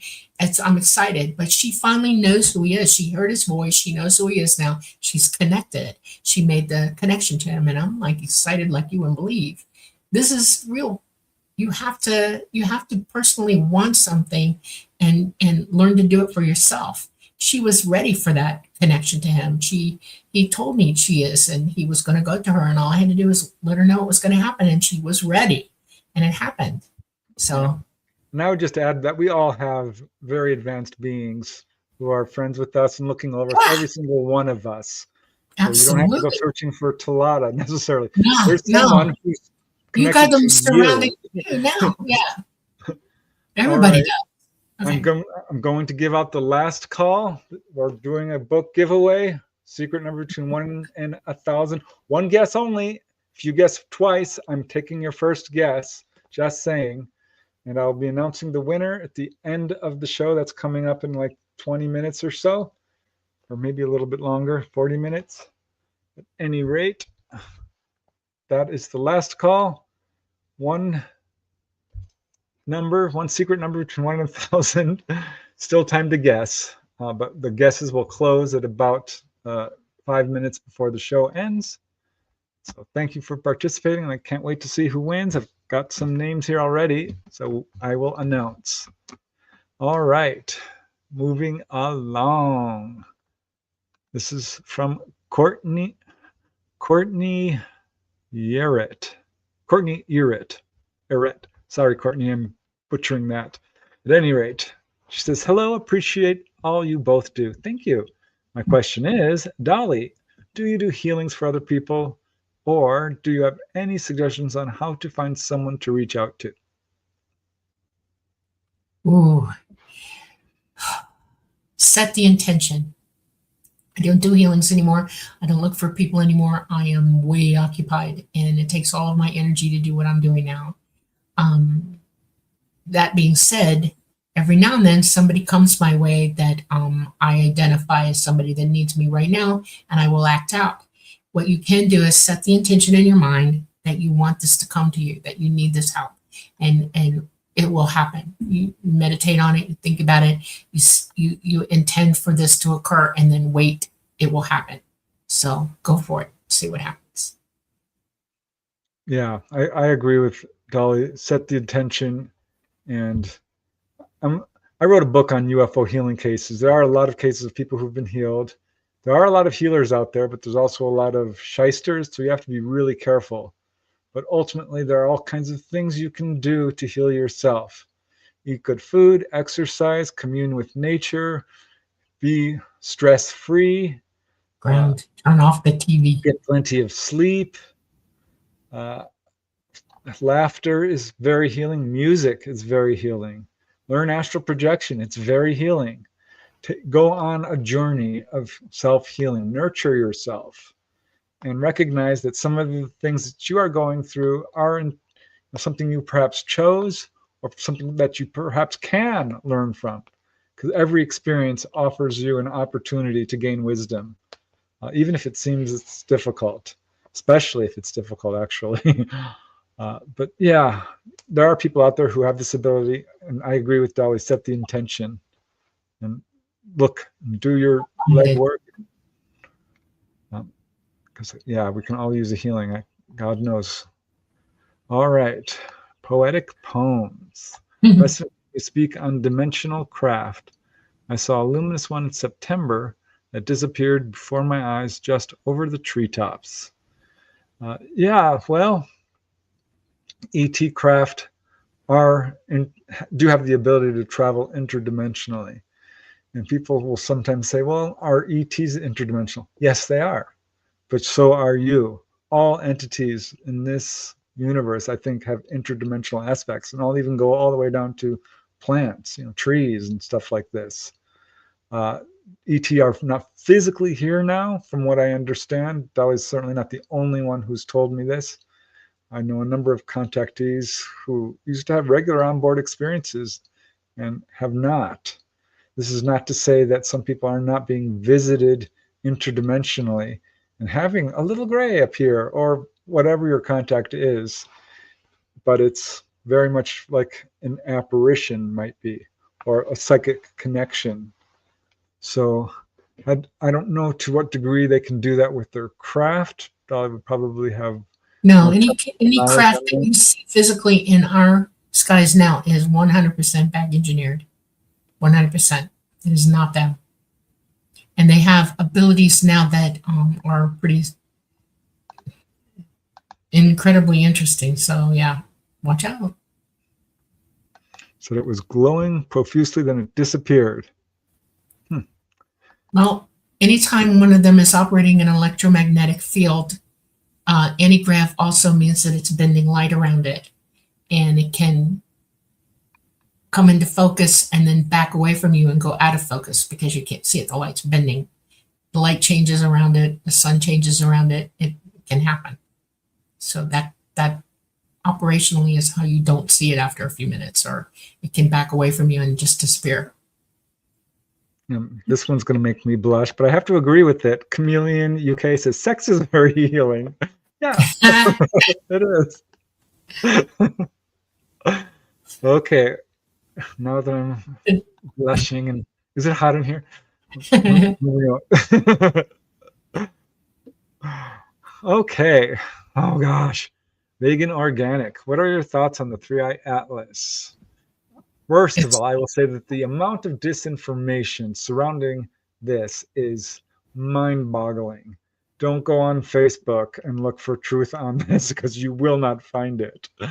There is an AI video of Michio Kaku spewing absolute nonsense. I think Avi Loeb might have some answering to do once. It's a comet. It's a planetary fragment. It's not an ET craft. These are my thoughts based on what I've been able to learn from people like Dolly and other contactees and my own basic knowledge of astronomy. ET do not travel that way. It's not showing any of the so-called observables even. ET travel interstellar distances interdimensionally. They're not going to take 3 months to get here or whatever it's doing. That's my thoughts. What are your thoughts, Dolly? I'm going to bring up a couple people. Mark D'Antonio knows Avi Loeb really well. He is an astronomer, and Avi is an astronomer astrophysicist. And they've had many, many conversations, I've been told, by Mark D'Antonio straight to my face. He does not believe that Avi is saying these things. He believes that the internet is doing it with AI and putting words in his mouth that he's not saying. That being said, I know that they're going to throw a false flag out there to everybody. They're going to try to make you think that ET is coming, and they're spewing loads and toads of information that is absolute disinformation and not Loads true. and toes? Is that what you've done? Yeah. I've Okay, never heard so, that before. I would just tell you that if it looks like a duck and it quacks like a duck, it's probably a duck. It looks like a comet. It acts like a comet, even though people are saying it doesn't. It absolutely is. And it is a comet. It is going through our solar system right now. And in a couple of days, it's going to be on its way out. The 29th is when you're really going to get a good look at it. And there's one thing that Avi Loeb is doing that I'm going to comment on because I actually tapped him, okay? I went above and beyond this time. I decided to jump in his head for a minute. Avi Loeb, for whatever reason, wants us all to be prepared for contact. And in his mind, this is an exercise in what we have to consider while something is happening. And he believes that he is orchestrating the pathway to discovery through things that we don't understand, and try to use scientific means and methods to discover what they are, because he believes that contact, ET, is going to have to go through that scientific method. It's very scientific. And that's what I got out of his head when I went You're in. being very kind. Well, everybody everybody in the world is, in my estimation, I've never met anybody who was soulless. We all have them. Sometimes we're deluded, okay? I don't think Avi is deluded as much as he is just trying very, very hard to make us all think. And that's there was a 40% chance it was an ET craft. I know that, but I think that's AI saying it. I'm not sure if I would have to be dead up right straight in front of him or on a video call with him and hope that I'm really talking to him and not AI. I think I'd rather have him in the room with me, honest to goodness, because AI is that good now, okay? I'm terrified of being AI'd. You know what? It is unbelievably taken over, and y'all don't know how bad it is. So I give Avi Loeb the benefit of the doubt with my abilities to tap him. And I tapped into something that made sense to me, how he's thinking. This doesn't make him a bad person. This doesn't make him anything but concerned about humanity and how we view things. He knows that we're not raised to be as scientific as he is. We're not raised in scientific methods. And this is what I get off him, or what I got from him. And I'm being dead honest with you all. This is what I got. So I'm not going to disparage against him because I'd love to hear from him, you know? I'd love to hear what he actually is saying and meaning, and then I can act upon that. But I don't personally know him. I've only run into him on the internet. I've only seen what the internet produces about him. What are you thinking about the AI comet? What's your thoughts on it? The what? The Atlas. It's comet.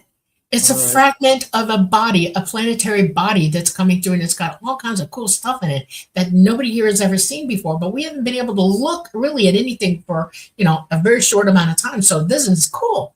We should all have wonderment about what this thing is made out of. You shouldn't think of it as an alien craft. It's not. It's an object, a body of something coming through. It does weirdly swing its tail around. That's interesting. The only thing I could think of that it would do that is if it was spinning somehow. The closer it gets to the sun, it heats up and it's jetting Which makes certain sense. ways. So yeah. But I have a scientific background. I can think through things like this. Y'all quit believing everybody right off the top of your head. Research it a bit. Start to think about things. Really listen, to your own head and what you think it might or might not be. Don't believe everybody. Don't even believe me. Look it up. There's a really good science fiction book by Gregory Benford where they landed on a comet. Yeah. I learned a lot about it. Right. It was a really good science fiction book. I forget the name of it. Well, we've had a couple probes land on comets too. Yeah, it's very cool. That's real scientific fact. Okay. I'm moving to the next question from Courtney, and this is: any suggestions for improving psychic abilities? Do meditations or OBEs help? Yes. Meditation is the very best thing you can do to promote psychic ability, and OBEs will absolutely wake it up. There's all kinds of methods you can do to promote psychic ability. I'm going to have to write a book on it. There's some really good books out there and lots of information on the internet. Dolly, you have any suggestions? Yes. Turn the bloody Wi-Fi off. Turn it off. When you're going to meditate, turn it off. Put your phone off and then put it in a Faraday bag and seal it, or wrap tinfoil around it, pretty thick to Faraday it. You don't want any incoming signals from any electromagnetic energy around your brain while you're trying to meditate. It interferes with you and your ability to signal out and to hear what's really going on in the universe. So that's the first one. The second one is get fluoride out of your life. Quit eating it, drinking it, and using it on your teeth. Stop. It calcifies your pineal gland. Do protocols that break down calcification of things like your pineal gland and your for kidney stones and things like that. Do those protocols. Eat better, drink better. Don't use plastic to drink out of. Don't eat off of plastic. Don't cook in plastic, and get the microwave out of your house, because that is one of the main things that's messing with people's brains and you don't even know it. Get it out. We don't have one here. It's not allowed ever. Okay. Live as far away from power lines as you possibly can, because all of that electromagnetic interference on your poor brain is shutting you into yourself and not letting you out. Go for it. Those things you can do. And when you meditate, pay attention to your inner thoughts. Work on visualizations. Do a color visualization meditation where you see, the color purple, and then blue and green and red and orange and yellow. Go through all of them until you can see them vividly. Imagine a pine tree, anything, a rose. And if the better you can get at visualization, this helps immensely. You can do it with sound too, someone's voice or a song. Visualization is one of the keys to I'm sure it's positive as well. Yeah. Don't do negative things with your head. Don't go negative on anything in your head. No, don't. Just keep it all positive.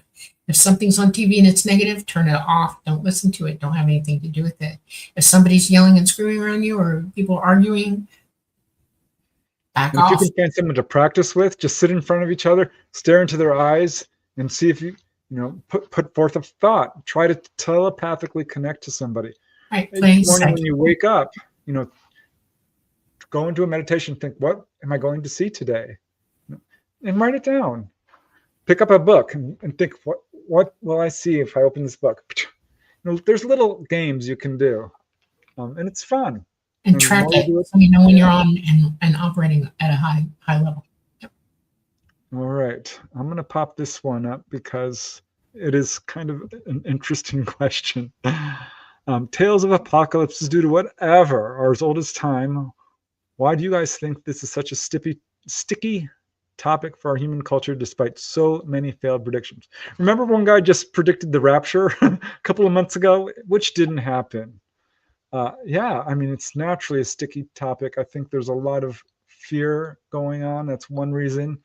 And some people are giving predictions, which I think are based on absolute false information, Right. or failed intuition, perhaps. Yeah. I don't make predictions. I give you scientific facts. And the facts are all lining up that we're going through a cycle right now that we have to pay attention to. It's real.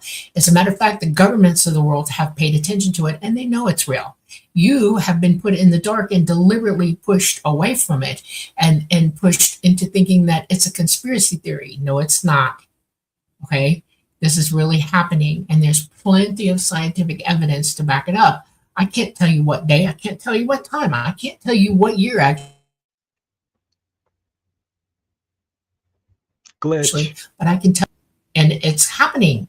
And better, what do you want to do? Do you want to just, it's up to you to decide for yourself anyway. I mean, think about it. You have every piece of this knowledge available to you. And in the end, it's you who decides how you're going to treat it. You can either just live your life and do whatever it is you're going to do and meet whatever that brings to you, or you can prepare to survive it and do everything it takes to do that. It's all up to every last person who's within the sound of my voice in the world who all know about it. It's up to you to decide.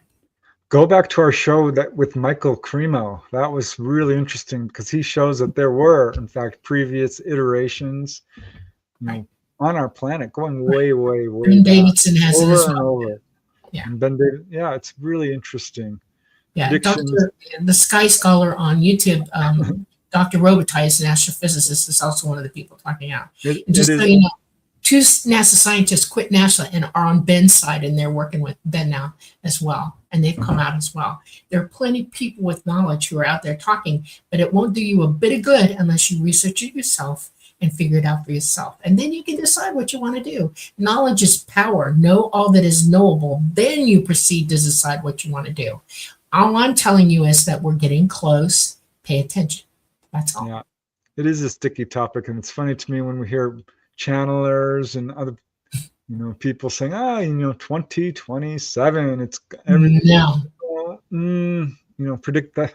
I'm not a betting woman, and I wouldn't bet on it. Trust me. I don't know. I don't know what's going to happen. Okay. What's really interesting is we will see. Time will bring answers to all questions. All right, Stuff and Such. Your question is next. And it is a good one, Dolly. How are ET spaceships powered? They are powered using graviton wave technology. Graviton wave technology is produced by electrical current. The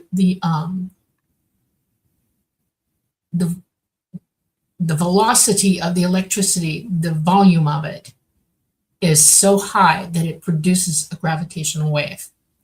All gravity is electrical, just so you know. There are different types, there are different flavors of gravity, like the gravity of a planet or attractive gravity or repulsive gravity, but all gravity is electric. Our planet is electric. There is a huge electromagnetic field surrounding us because the gravity of this planet has generated that, okay? But what came first, the chicken or the egg? I guarantee you it was the electricity that started that drew all the molecules of this planet together and then made that solid core, heated up, and you got to see the results of that.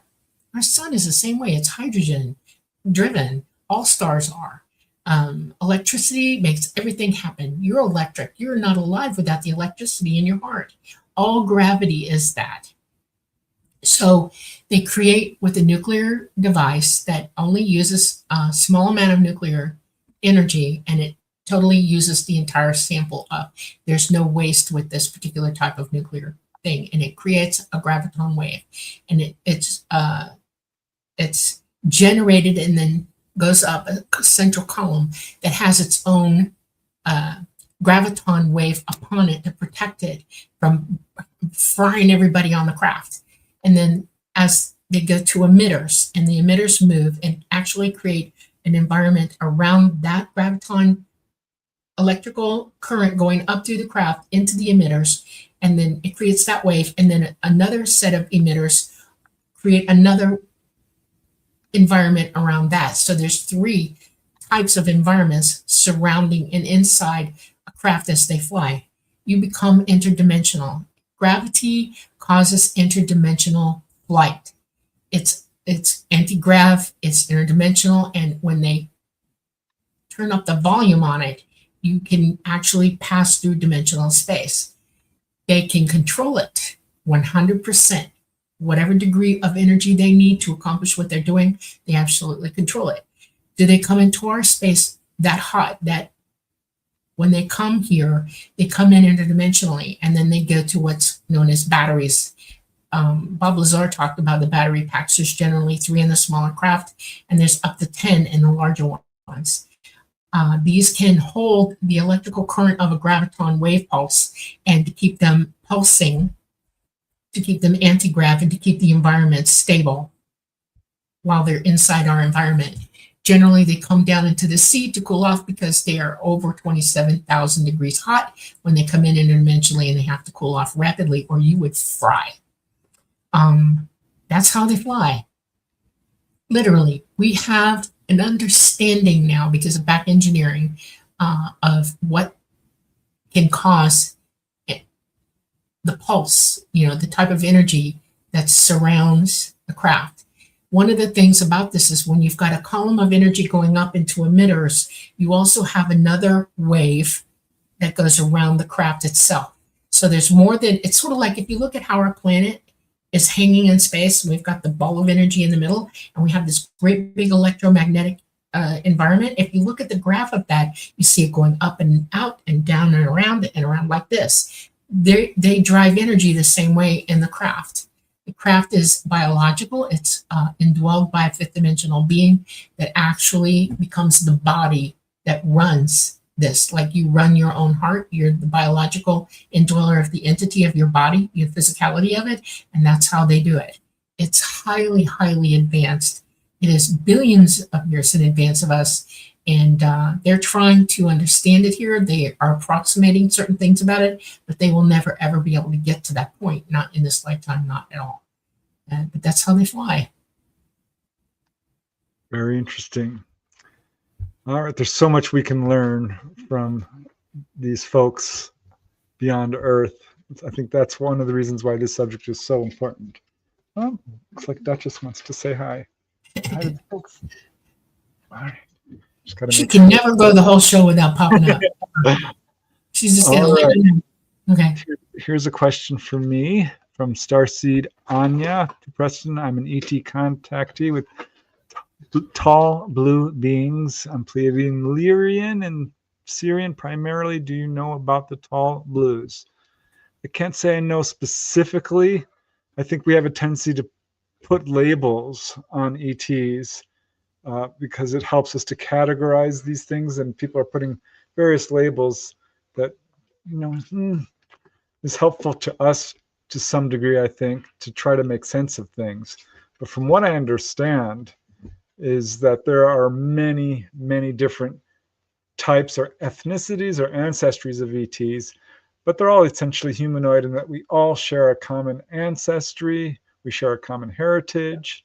Some might look quite different. There are little guys, quite short, and there are ones that are very, very tall. So it doesn't surprise me that you're seeing very tall blue beings. So I can't say that I've heard of them specifically, but boy, when I go through the UFO literature, the variety is mind-boggling. But yeah, pretty much essentially human. So it's very cool. And I think the fact that some of them look just like us shows that we do in fact share a common heritage. All right. Let's see, what else do we got here? Okay. Louise, Dolly, I keep missing your answer to this. How do we Faraday our phones at night? Okay, the simplest, easiest way is to go get some really thick, heavy-duty aluminum foil and, cut pieces and do it about, 4 or 5 mils thick of that, and then fold it around your phone as it's turned off, and then put it in a drawer. Faraday. Okay, that's the easiest, cheapest way I can tell you to do it. Otherwise, you can go to Amazon and you can get a telephone Faraday bag that seals up. It's perfect. It's got silver all over it, and it'll Faraday your phone. Oh my goodness. Yeah. Stop. That's how you do it. Everyone's Easy saying hi to Duchess. Okay, I accidentally skipped a question here. Sorry about that. This is from Feeding 5. I'm so glad you asked this, Feeding 5. Thank you for this question. Preston, what are your thoughts about being on a soul-capturing prison planet? Complete fear-mongering. I'll use the term that I don't like, BS. I think it's disinformation. No, we choose to come here. You are an autonomous being. We are all a part of this universe, an integral part of this universe that you cannot separate from. You are part of Source. You are the only prison you create is the prison you create for yourself. This is an absolute honor and a privilege to come down into the third dimension and incarnate on this planet, because there's so much we can learn from doing this. This is something it's not just my opinion. I've certainly read this from other so-called spiritual masters, but you get a sense of this going out of body firsthand. So I don't know, Dolly, you want to answer that? Real light beings, if you're told not to go into the light, smack the person who said it. Just tell them to get away from you, because they don't have your best interest at heart. You are not a slave to other people's thinking, and this is what they want you to be. They want you to believe things that are not true, to hold you in their grip and their power, and to keep you afraid of everything. You are not on a slave planet. You are not destined to keep coming back here over and over and over to be a slave to anybody. Please put that out of your head. You're an autonomous being. You think for yourself. You have your own path. Live your life your way. Please. Okay. Yeah, I 100% agree. Okay, I think we're getting through most of these questions. Yay. Cool. All right, this one is from Sophia Argyris. Sophia Argyris. What's the best way to protect our energy body, astral body, consciousness from being hacked? You cannot be hacked. That's No. disinformation. You're not, no. How do you keep your physical brain from being slaughtered by the idiots on this planet who are playing with your physicality, with drugs and all kinds of stuff? Don't do the drugs. Don't eat the bad food. Don't take the blue pill. Okay? Please stop. Please stop believing that you can be hacked. You cannot. You decide for yourself. You be a whole person and tell them to hike off. Okay? Yeah, I'm going to agree with that. Yes, there are such things as being influenced against your will, but ultimately you have the power. That's the one thing that is absolutely sacred to you. People can imprison you in a box. They can force you to do things, but no one can touch your mind. Things like possession are even poorly understood. Yeah, your consciousness is you, not your physical mind, your consciousness. And if they give you sodium pentothal and they try to overtake your mind, your physical mind, who you really are is still there. And it's powerful. And if you're used to being in contact with yourself and using that ability, they won't come near you. Trust me, they will not get within 10 feet of you. I'm one of those people. They've tried to get me more times than I can tell you. And it's like, no, not playing with you. Don't even. And it's almost crazy to me. But we do live in a world where there are bad actors within government who have technology that can basically mess with you. So you have to be very strong in your thinking and know what's coming from you and what's not. There are spirits who will try to influence you. There's cases of people I had a case personally of a guy who moved into a room and became suicidal. Turned out that the person who lived there was suicidal. There are certain areas where people will jump off of bridges because there's bad energy there. There's spirits that are trying to influence you. You have to be very strong in your own abilities. Hear yourself, not them. Right. Yes. Stop listening to that. Hear yourself. Your own consciousness is way smarter than that and knows everything it needs to know. Be in contact with yourself. Don't even physically, if you hear something coming over the TV and you know it's not right, turn it off. If you're walking down your street and your friend starts popping off and saying crazy stuff, say, you know what, I got to go home now. Yeah, and if bad thoughts are entering into your brain, recognize if they are yours or not, because they might not be, especially if you live in a very crowded, maniacal area. Right. And I'll just add one thing. If Elon Musk has put a chip in your brain, that could be hacked. I wouldn't do it. Yeah, no. You're a beautiful physical being. You don't need a chip. Okay. We're not evolving into machines. Trust me, that's not going to happen. Not at all. Okay, go ahead. All right, we still have let's see, how much time do we have? We have 5 And minutes. don't believe ET are machines. They're not. They are biological beings 100%. Okay. Except for the little AI grays, Well, right? AI grays, yeah, but they don't have our AI is off the charts. It's not okay. It's paranoid. It lies. It's thinking for itself. It's not listening to anybody but itself. We have stinky coders out there who are coding stupid stuff into it, and it's sad. ET doesn't do that. These little guys are given tasks. They do the tasks. When it's done, they shut down and they put them somewhere. Okay, they are not autonomous at all. They have not got that ability. Okay. Oh, you guys are giving so much love in chat. Thank you. Thank you. All right. I'm going to try and get through these last questions real quick. Let's see.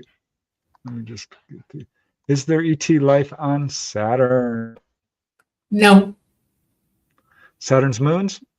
No. Even a base? No. On one of the moons? Somewhere in the solar system? I'm not at liberty to tell you what could be there, except to say this: if a frequency marker might be there, that might be there. Okay, that's all I'm telling you. But other than that, no. Why are the space agencies not showing pictures of Atlas?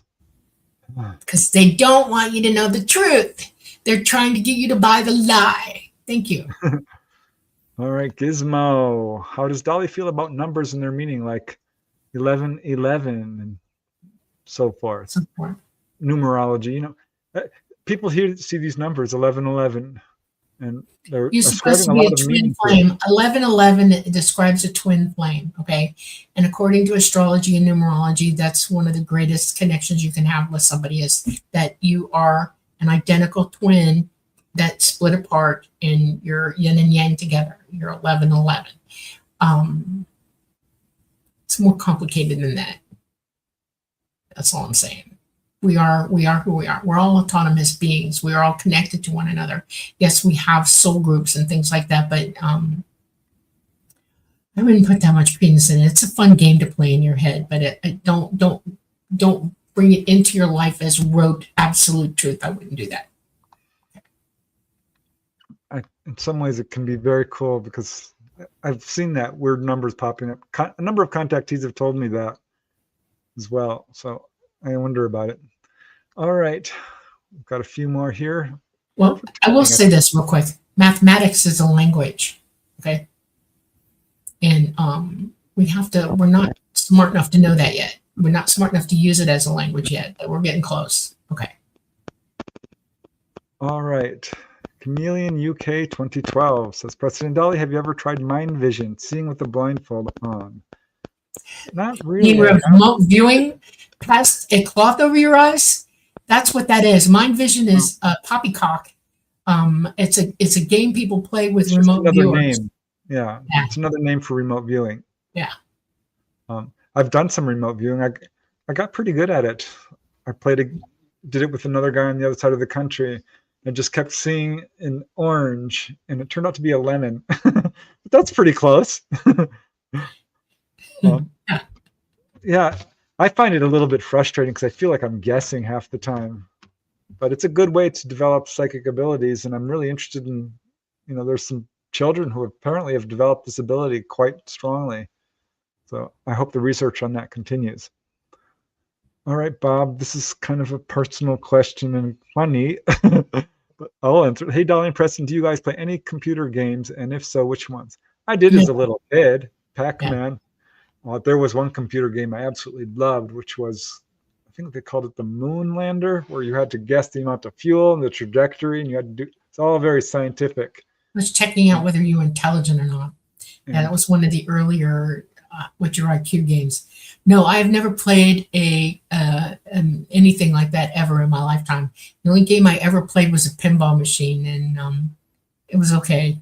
I had other things. I used to love video games, but then they started taking up all my time, and I'm like, I'm not doing this anymore, because I was dreaming about it.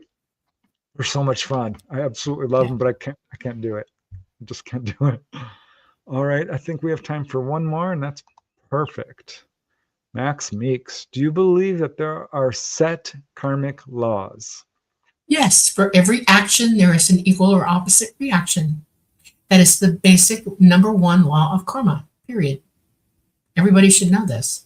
For everything that you do, say, feel, think, whatever, there is always a reaction to it one way or the other. It's going to be good or bad or indifferent. Take a pick. Karma affects everything from you to everybody else. We affect each other in karmic law. Yeah, ETs have actually brought up karma. I think it's super interesting and certainly appears in pretty much all spiritual disciplines, whether it's, the golden rule or like attracts like, or these people have different ways of saying it. But I do think it's a universal law.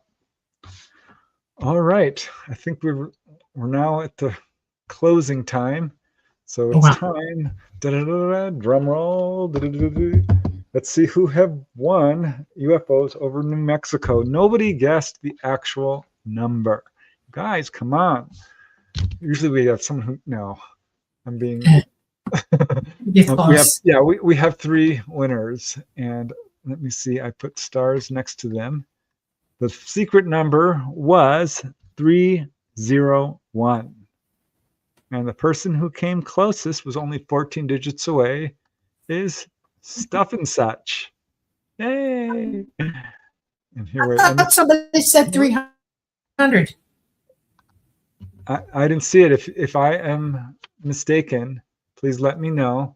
I believe that's the closest guess, is Stuff and Such. And the person to come second is, let's see here,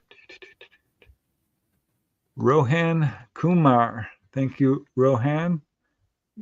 We're 32 digits away. You guys send me an email and I will get the book to you. The email is right there on the ticker tape below. And the third person to get very close was Feeding 5. So a few of you got edged out just a little bit.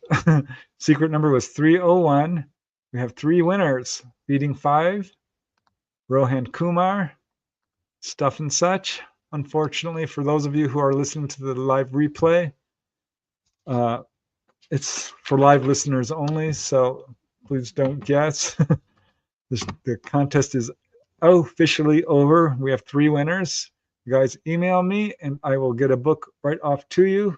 Please let me know if you want another book other than UFOs over New York, in terms of UFOs over California, Arizona, New Mexico, Colorado, or Nevada.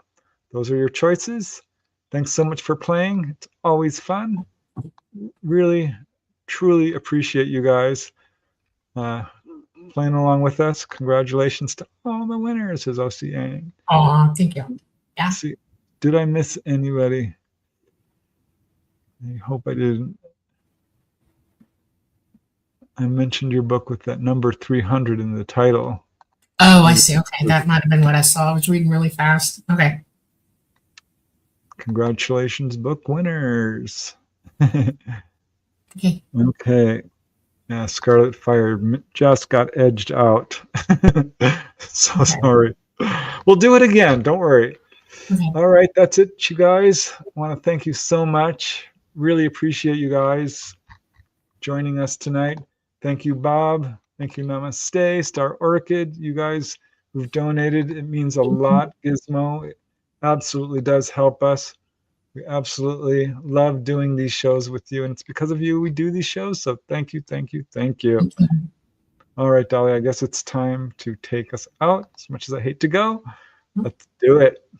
Thank you for visiting us tonight on the Light Gate. We're coming to you live from the beautiful city of New Orleans in Louisiana at the United Public Radio Network at 107.7 FM and the UFO Paranormal Radio Network at 105.3 FM on the Gulf Coast. We are on Facebook, we are on Roku, we are on Rumble, and we are on YouTube. Everyone, I hope you have a wonderful, wonderful week. Please start working on your abilities. I know you can all do it. Have a wonderful, joyous time, and we will see you on the other side. Night, night, everybody. Hey, bye.